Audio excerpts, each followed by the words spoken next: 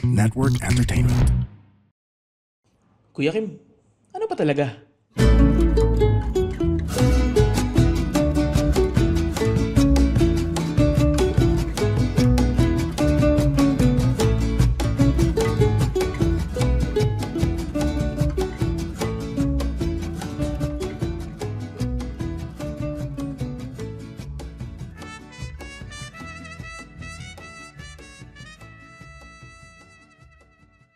Magandang araw sa inyong lahat. Welcome to another episode of Ano Ba Talaga? Ito po ang inyong host, si Kuya Kim. At itong episode natin na to, napaka-special nito. Dahil ang topic natin dito, ito kasing podcast na to na ano ba talaga? Lahat ng topic pwede rito eh. So this second episode, tukol sa music ito. Alam nyo, si Kuya Kim, napakahilig ko sa music. I grew up singing in a choir. Alto ko nung high school. And then I like to listen to music. Kaya lang music ang walang hilig sa akin. I can carry a tune like most Filipinos, but ibang career path natin eh. Napunta tayo sa knowledge and trivia. Dahil knowledge and trivia naman ang topic natin, ang core natin, counting trivia muna tungkol sa music. Alam niyo ba na ang music ay galing sa Greek word na music, na ang ibig sabihin ay muse, or one of the nine Greek goddesses ay mga muse, yung mga musa ng tula. At yan daw music, yan daw ang kanilang paraan para magsalita. Kaya ganun kaganda. Pero, ang guest natin ngayong araw na to, napaka-special nito. Kasi they've been in the industry for quite some time and talagang napaka-husay, napaka-quality talaga. And they've made a name for themselves in the music industry as well. Eto na, Never the Strangers. Guys, kamusta?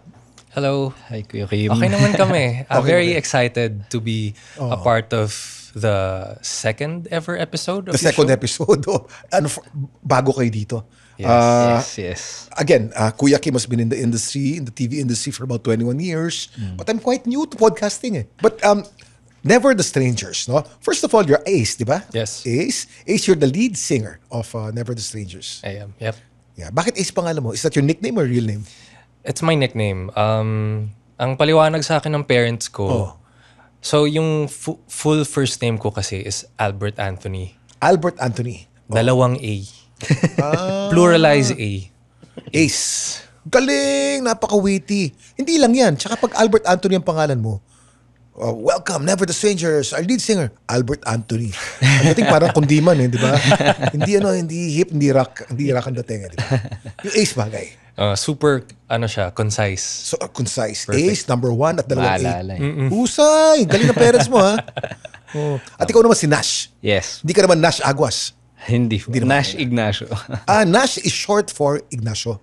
Yes, ganun yung So, ang nangyari. Nash, ang binansag sa'yo ng mga kaklase mo. Dahil Yes. Ignacio ka. Ayan. High Sa high school. school yan eh. High school. Ignacio, Nash. Tatlo kami with the same nickname. So, lahat kami binigyan ng iba-ibang nicknames para ma-identify kami. So, what's your real nickname, Nash? Ang real nickname ko is Paulo. Pwede sa rin. band. Pwede sa band, Paulo. Pero Mas may dating yung... Mas may dating yung Nash, di ba? Parang Nashville. Di ba? Yun ang dating, ano? So, Never the Strangers. Bakit naman Never the Strangers ang title ng band, ang pangalan ng band? Nung nag-iisip kami ng kung ano ipapangalan sa band, parang na-pick up lang ng brain ko sa airwaves yung words mismo na Never the Strangers. Tapos, when I shared it with my bandmates, they liked it. Tapos, a few days or a few weeks after, we were in the car. Tapos, it was brought up to me by si Francis, yung bassist namin before. Sabi niya na parang, oy Ace, may naisip kami for Never the Strangers. Na parang meaning, na parang pwedeng maging mission vision. Parang we want to make music so good to the point na walang magiging strangers sa tunog namin. Parang very familiar. Yes. Parte ng tahanan ko. Parte ng utak ko. Never the Strangers. Yeah. At yan naman ang goal ng lahat ng musikero. Eh. Yes. Ang ma-LSS palagi sa utak ng mga nakikinig sa kanila, hindi ba? Tama po. Yes. Yan. Galing ha. Dati-rati, marami kayong...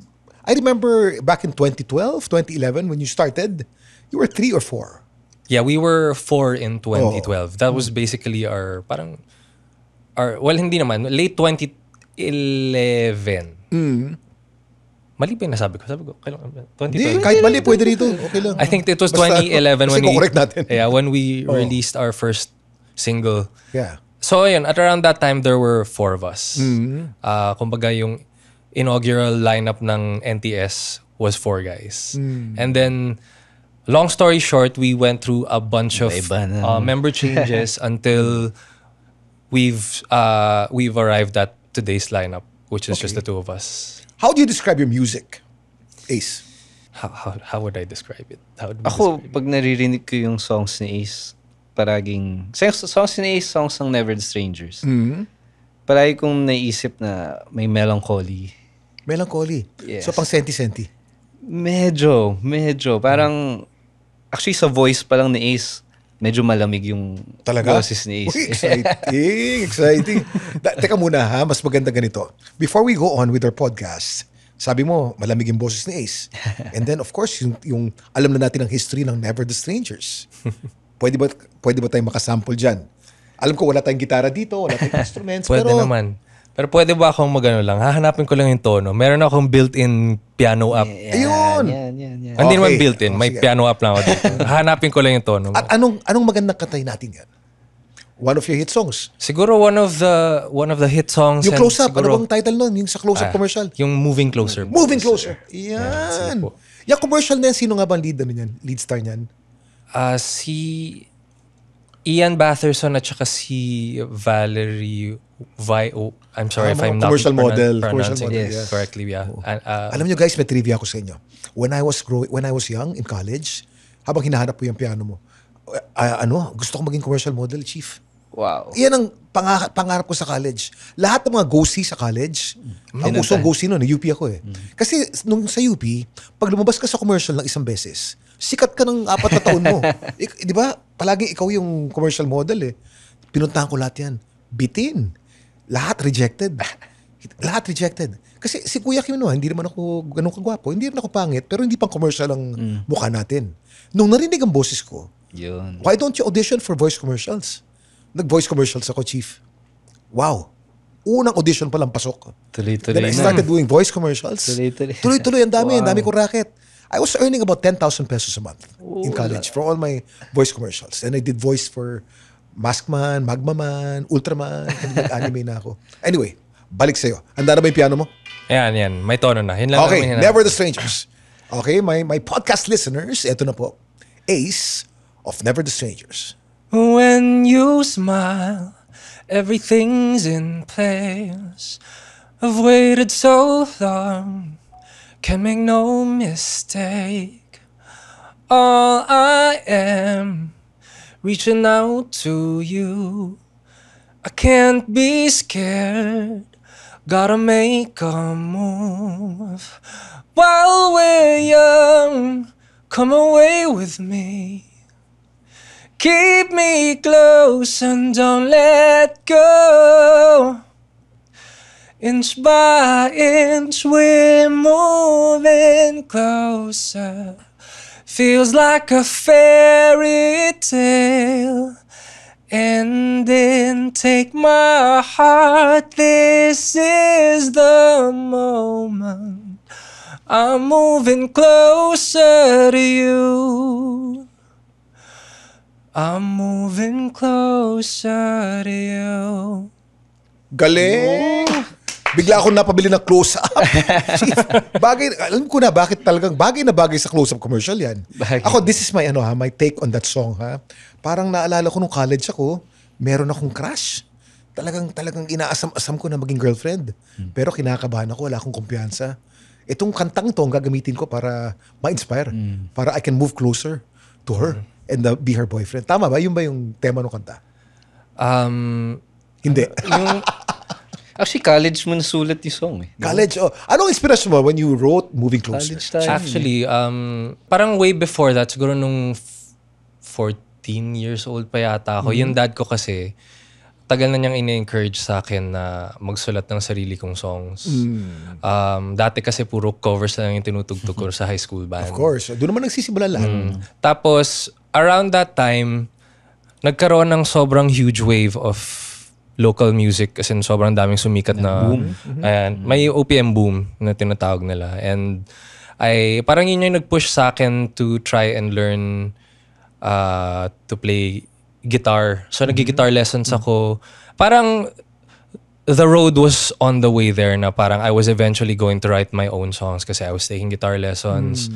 I had my own set of favorite bands both locally and internationally. What's your favorite band? Internationally? Internationally?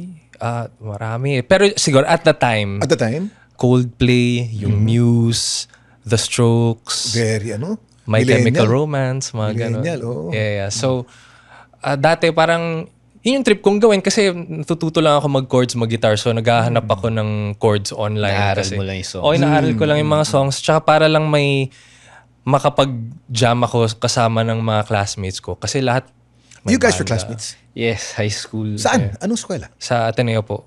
Naku, tinista pala kayo. Arneo. Galing mag-English, sigurado. Yeah. Ayun po. So, parang,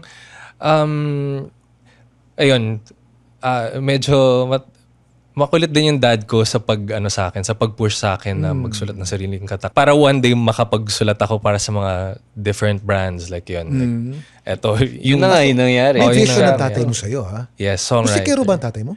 Like you, part rin siya ng choir, pero parang hanggang dun lang. Magaling din siya kumanta. Mahilig sa music, pero hindi Yes. mahilig ang music sa kanya. So Pang-choir parang, lang kami. Oh.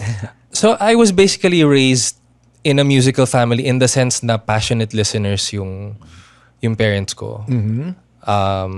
Yun, yung mga favorites ng dad ko, one of them would be si Ogie Alcacid. Ogie Alcacid, oo. Yun, the OGs. Nandito ako. Oo. Yes, yung mga ganun. Memorize namin yan, paulit-ulit sa utak namin. Ayun, so when the chance came, parang medyo ready na ako. Like, syempre, like, we'd have preliminary meetings. Ito yung kailangan na kasama sa lyrics. So, ako naman, like, I wanted to respect rin kumbaga yung ng client, di ba? Parang with the assignment that I'm given. Tsaka syempre, na rin, like, parang a lot of the songs out there are romantic. So it wasn't difficult for me to come up with something that is that. But also has that, yung sinabi ni Nasha, parang may melancholy rin. Are you naturally a melancholic person? Melancholic sa mga hindi nakakaintindi ng English. Means medyo lonely, medyo sad, di ba? Siguro Alone. there is that side of me. Pero syempre overall, like, how do you Makulit even... ka rin. May makulit din. May makulit moments ka rin. Yes, yes. Are you an introvert or an extrovert? Ayun. I am very Introverted. introverted. Yeah. Oh, actually, medyo intimidating si Ace. Sa unang tingin siya, pang mayabang siguro to. Pero pag nakilala ka, mabait pala. Ganun ang mga ganun ang mga introvert eh. Akala, marami tayong nakikilala, akala natin mayabang eh. Parang suplado. Suplado, yung pala mahihain. Mahihain. Teka, kay Nash naman tayo ha. Nash, you are the drummer. Drummer. Yes. Kumakanta ka habang nag-drum ka. Nagba-backup vocals ako. So, binabackupan ko lang si Ace. Si Ace. Of course, si Ace Yeah. yung lead vocalist natin eh. Ano naman ang history mo sa music? Ang history ko sa music, well, nag-start ako mag-drums kasi nakita ko yung kapatid ko, nag-aral siya mag-drums. So, nagkaroon kami ng drum set sa bahay. Naku, di nagalit mga kapitbahay nyo. Nagalit. Hanggang ngayon ata, galit sila eh. Actually, hindi lang dahil sa akin. Kasi meron din kaming kapitbahay na may mga manok. So, Nabubulabog palagi yung manok. umaga, nabubulabog sila. Ako sa hapon. Oo. Tumitila ako sa madaling araw, sa hapon nag-drums ka. Okay. Naku, bad neighbors kayo. Yeah. So, hindi kami natripan ng mga kapitbahay namin. Okay. What inspired you to make music your career? Not just a hobby, like most of us. Actually, isa sa mga nag-inspire talaga sa akin.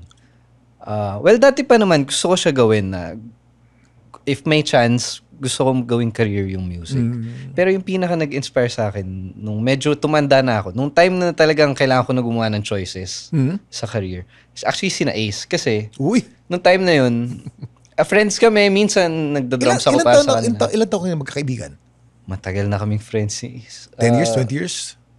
High school? Since 2008. Yeah. Oh, that's almost 20 years. Yes. 3 years to go. Kaya pala pareho na kayo ng buhok. Nag-mold na kami into one. Kaya na mga magkakaibigan nagiging magkamukha in time. O tuloy mo bro. And then? So, nung time na yun, mga college yun eh. So, na-discover na sila ni Rico Blanco. So, doon ko Teka muna, paano kayo na-discover ni Rico Blanco? yan. Ganda yan. Nahanap niya yung music namin sa website na MySpace.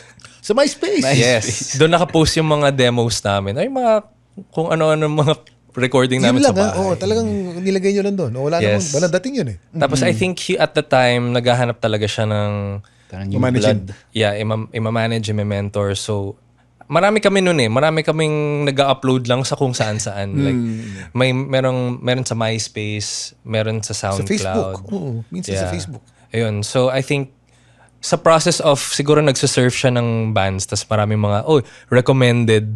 Dahil naghahanap na nga siya ng mga local acts. Baka pinupush na rin sa kanya ng algorithm dati yung mga ano. So, I think that's how he found us. At si Rico, magandang taste niyan.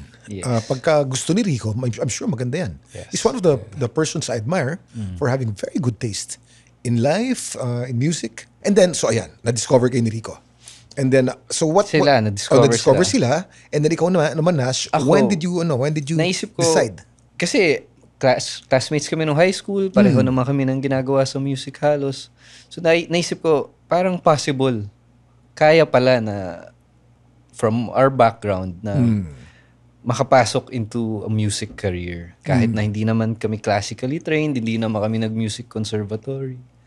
Kasi usually, yung mga nagiging successful musicians, background talaga nila, music, buong pamilya nila, bata pa lang, super talented. Intergenerational. Na. Oo. Sa akin, hindi ganun yung case eh. So, yun nga, nung nakita ko sina Ace, parang, kaya ata. So, nangyari nga. Galing ha? Sa lahat ng mga drummers, sinong pinaka-idol mo? Pinaka-idol kong drummer. Sa ngayon, tuwang-tuwa ako kay Stuart Copeland Stuart Copeland. ng The Police. The Police, oh.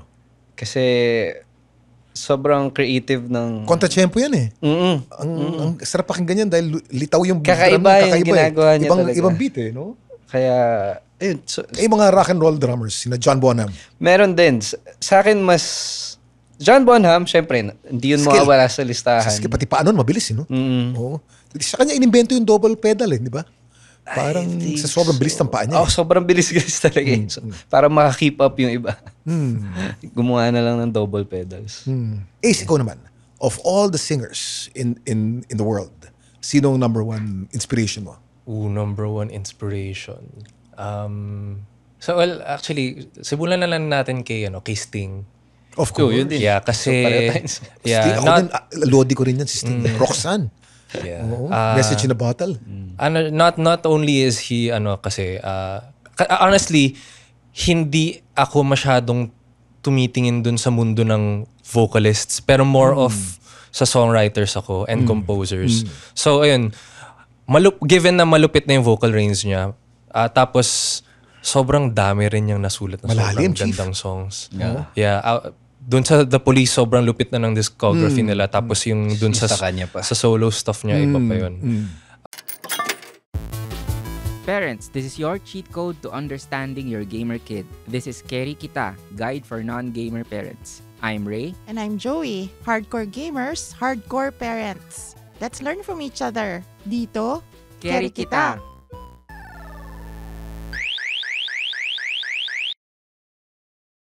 Sino pa ba? Si Prince. Prince. Yes.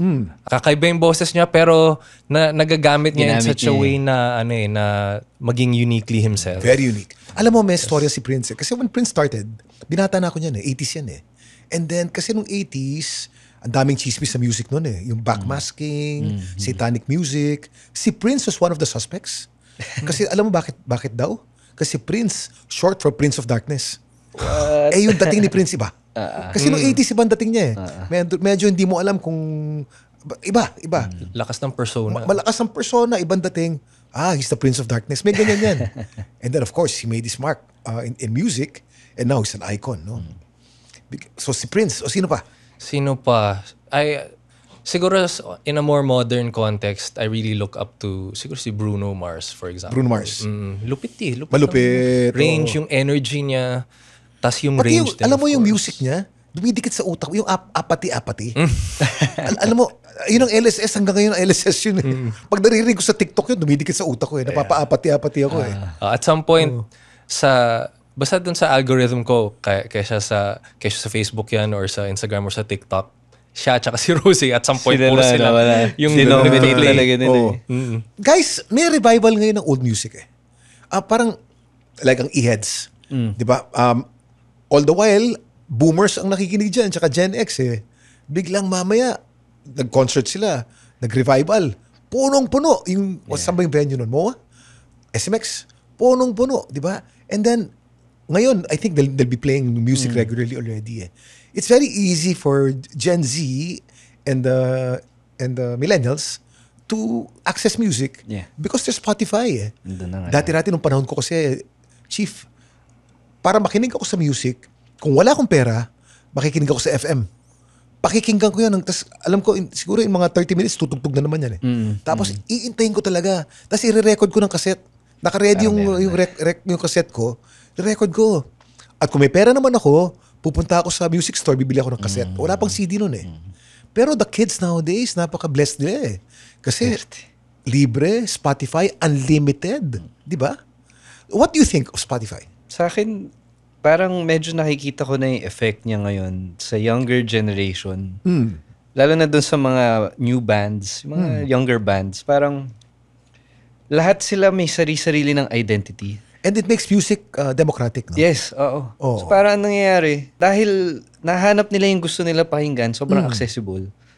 Madali rin nila na-form yung sarili nilang taste, yung sarili nilang songs na ginagawa nila. Tama. So, sobrang pulido na nung bagong generation ng bands ngayon. Totoo yan. Kaya ang masaya, parang masaya manood ng gig dahil lahat sila iba-iba, lahat may kanya-kanyang personality. Natingin ko, galing sa Spotify dahil exposure. Oo, kahit anong gusto nila pakinggan, pwede nila pakinggan. So, dati, yun nga, kailangan mo bilhin yung CD or yung cassette or abangan mo sa radyo. Ngayon, wala nang ganun. Guys, alam mo nung panahon ko, kasi covers ang pinag-uusapan. Para ma-memorize mo yan at para kopyahin mo yung music, ang source ng TV, radyo, pati yung wrong pronunciation na mali, paulit-ulitin. Kasi akala namin ganun talaga eh. Pero ngayon, no, the exposure. So how does it affect your music, Ace? Per decade, parang may matuturo ka na, ito yung parang defining sound ng mainstream nung time na yun. Tapos as compared to today, related to what Nash is saying, parang, because you can find everything, or pretty much everything on streaming, like for example, Spotify. You can, and parang, a trip ko yung sound na to. It doesn't matter what year it's coming from. Tapos I will put my spin on it. But siguro retain some essence of that sound today. Parang wala na talagang defining sound sa era. Walang uso. Parang Dati uso-uso yun. Kasi ang daming sabay-sabay na nangyayari kasi everyone's picking from different decades. So halo-halo na. Yeah. So when it comes to our music, like ako, parang mas malawak na siguro yung library of music to inform what kind of songs I want to create. So hindi ako nalalak sa parang the last 5 to 10 years. Pwede akong mag-skip ng decades. Depende sa kung ano yung trip ko. Anong trip nyo ngayon? Anong dekada nyo ngayon? Halo-halo. Depende sa mood. Like ako, halimbawa, gusto kong mag-relax lang. Maghahanap lang ako ng playlist na, or actually, hahanapin ko yung playlist ko na pinag-ipunan ko ng mga songs ng mga piano instrumentals. Or kung trip ko na sobrang screamo, maghahanap ako ng parang bagong new metal na mga death metal, ganyan. Yeah, so meron ako nakasave na playlist by Spotify. Tapos parang kino-curate na nila yung mga siguro yung mga tingin nilang malulupit na bands in this genre. So ako, wala naman akong specific na parang era na I'm into currently. Pero siguro just to connect it to the newer material of Never the Strangers. Parang there are some parts of it that I've picked from the early 2000s, yung medyo alternative na guitar, parang guitar alternative rock. Tapos meron din mga older sounding Filipino songs na super emotional and super sentimental, ganon. Ako, mga Ray Valera, ganyan. Yes, mga ganon vibes. Si Ray Valera, nakakaiyak ang mga kanta no? Yeah. Tas yun, wala naman akong particular na era kasi I really jump around a lot, which is really an effect of the sheer availability and access of all of us have music. ADHD eh. Noong unang panahon, wala tayo niyan eh. Kasi ngayon, wala kang kasi naman mas dami ng choices eh. Diba? Kahit hirap sa music pumili. siguro may ADHD rin mga tao ngayon eh, diba? Nagsawa sa inyo ng konti, lipat sa kabila, balik na naman sa inyo. But it's the way it is, no? It may be good or may be bad, but it's the way it is. Personal life, Ace. May asawa, may girlfriend. I have a girlfriend. Yes. Ano pangalan, Chief? Her name's Jazz. Yeah. Jazz. Uy, Jazz. tagal na kayo? Mga 3 years plus. 3 years. Ano plano mo kay Jazz? Yun. Well, siguro sa ngayon, in the very close foreseeable future, find a new place. Balak namin importante maglipat yan, ng eh. lugar. Oo. So medyo ano siya, marami pala kailangang isipin na maraming considerations if you're going to pick out a space. Very important, guys. Kung maglilipat kayo ng place, hindi siya ganun kasimple. Like, kailangan hanapin nyo yung mga bagay na magka-cater sa needs ninyo. Like, maganda ba yung kitchen? Anong oras tatama yung sunlight sa kwarto nyo? Naku, depende sa partner. Depende yun sa inyo. Maingay ba sa labas? Ako, kailangan ko medyo Tahimik. Kasi may musikero mga ka. projects ako sa bahay ko nire-record. Yun, yung mga ganun. So yun yung nagpe-preoccupy sa akin ngayon at the moment. So ilang taon na kayo ni Jazz, bro? Baka 3 plus. 3 plus? Yes po. Wala kang plano pakasalan? Meron po. Meron. Baka may message On ka the kay Jazz. spot, Oo nga. May message ka kay Jazz. Sige lang, okay lang. Bro, maganda yung mga lalaki expressive. Lalo na sa podcast kasi maraming ma-inspire. Nilalabas niya sa songs eh. Yeah. Sa song. Kung meron kang isang kanta mo na gusto mong ialay kay Jazz, what would that be? So it's actually a new song and it's unreleased. I don't know if I can mention that now. But Pwede yan. Kung bawal, papa-edit natin. sige. So the song is called Hiwaga. Hiwaga. May hiwaga si Jazz. Yes. So yeah, hindi pa siya release. So let's think about whether we'll include this or not. Yeah. Hiwaga para kay Jazz. I'd love to meet this mahiwagang Jazz one of these days, bro. O si Nash naman. Single? Married? Married. Married. How many years? Ilan na ba kami? For 5 years. For 5 years na. Yes. Aba. You have kids already? Kakalabas lang din. Uy, congratulations. Thank you. Ilang kailan? Last month lang. Last month. So you're a new dad. Yes, so medyo puyat-puyat pa ako ngayon. Puyat ka na sa musika, puyat ka pa sa... Tuloy-tuloy. Hindi na ako baby. natutulog. Ay, Chief, being married for 25 years with 3 kids, my kids are adults already eh. Ito ang payo ko sa'yo. Pag meron kang baby, di ba ang hirap, no? Sa umpisa, mahirap yan. Hihirap yan.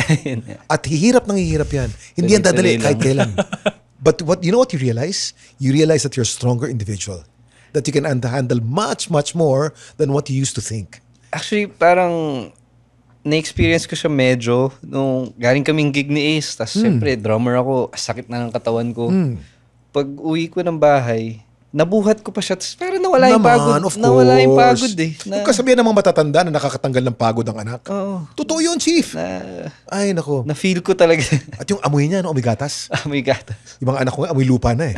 At saka yung mga anak ko ngayon, when I want to hug them, they don't want to. Ayaw na nila. They don't want to because they're adults already eh. I have to ask permission and I have to court them.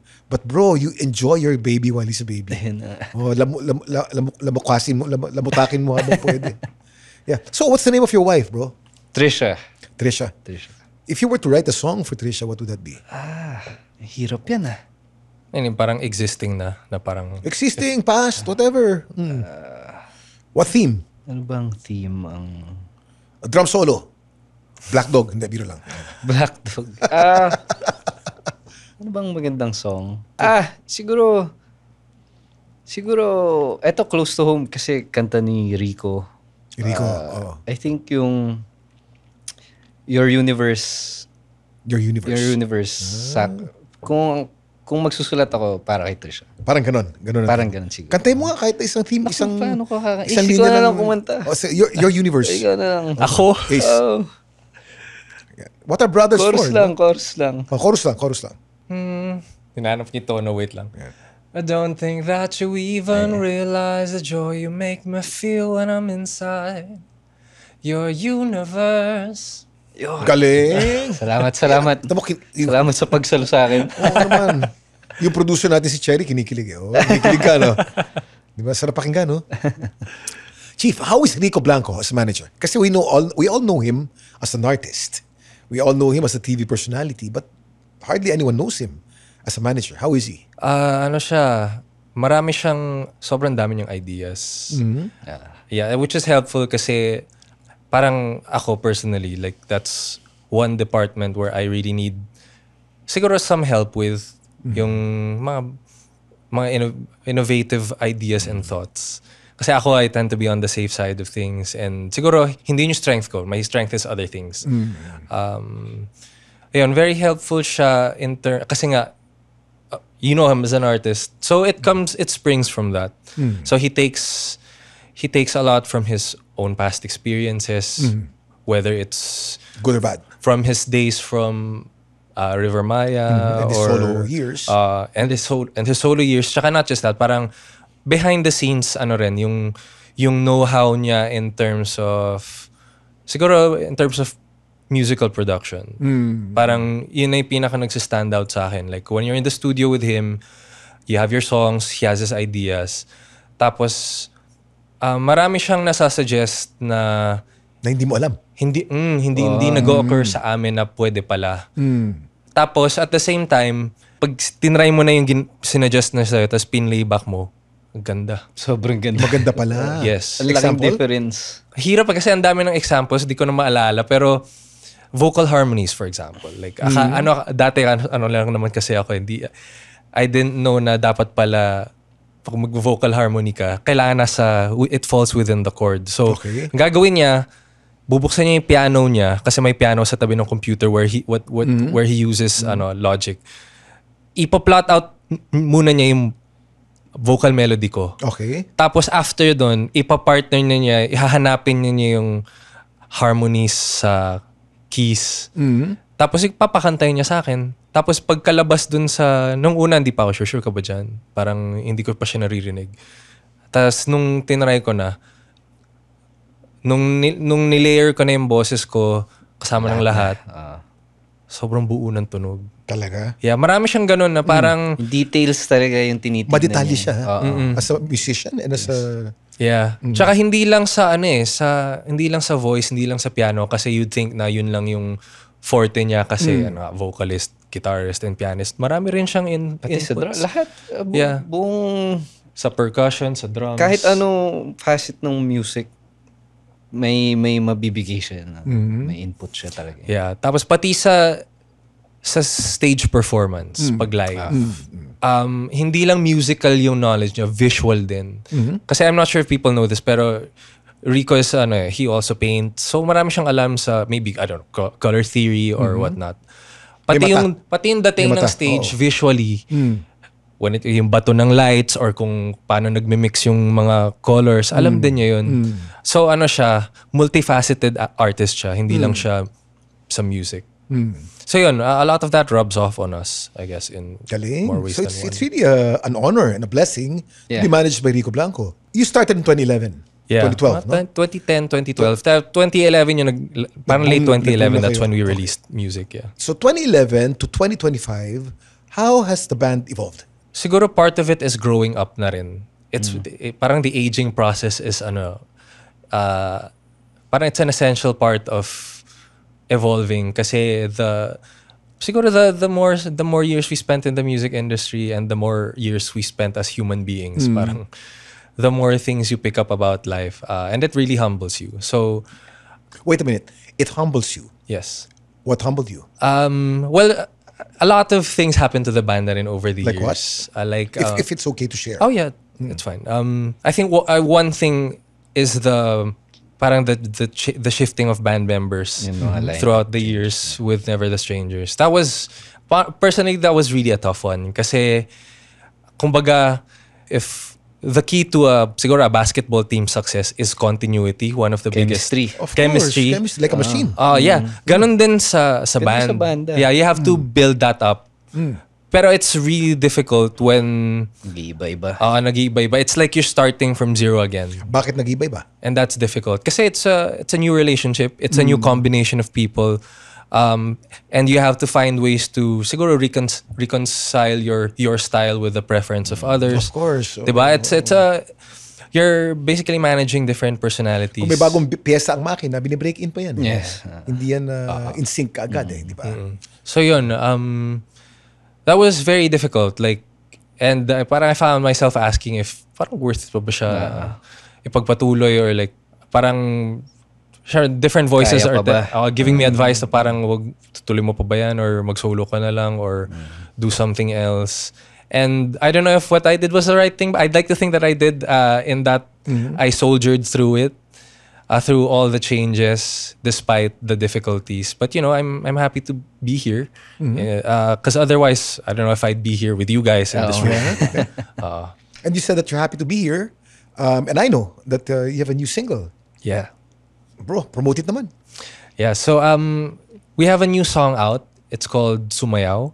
This is under Island Records. Island Records? And we have a music video coming out. Uy! Malapit na. Yes, malapit Kailan? na. I'm not sure when this podcast episode is coming out, but it will be out by May 7th. May 7. Yes. That's tomorrow, man. Malapit. 2 days. No, ano Yeah, yan? yeah, So I'm sure. Where can they see this music video? So the music video will come out on our YouTube channel. YouTube channel? So just go to youtube.com/NeverTheStrangersTV. Never the Strangers TV. Yeah, but the single is out.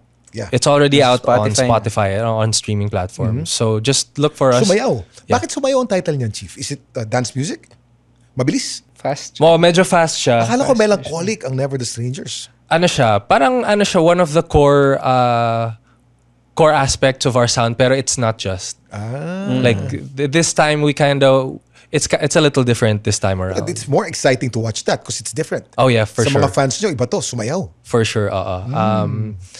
We had one heck of a time shooting the music video. Hindi ko na lang muna i-describe. Ayoko muna i-spoil. Pero, yeah. Abangan yan. Yes. Sa YouTube channel ninyo. Guys, YouTube.com/ it's been an Never the interesting Strangers. afternoon for me. Dami kong natutunan. I made new friends. And you know, as I said, I like music. It's just that it's not the career that I pursued. But if I were to go back in time, I would have played an instrument so well, like the violin or the cello. And I'd be super happy just focusing my everything on the cello. Or that's one of my fantasies, because I love music that much. But vicariously seeing you guys and talking to you, and I get fulfilled knowing that you are fulfilled as well. So thank you for guesting, Chief. Thank you. Maraming salamat. It's an honor and a pleasure, and you have a new fan here, and bitayin niyo ako sa mga concert niyo, ha? Yun. Yeah, for sure. Okay, thank you. It's been another interesting afternoon dito sa Ano Ba Talaga. Thank you very much for joining us. And it's been inspiring listening to Never the Strangers. Maraming salamat for coming, and I hope you join me again next time. Ito po si Kuya Kim. Maraming salamat sa inyo lahat.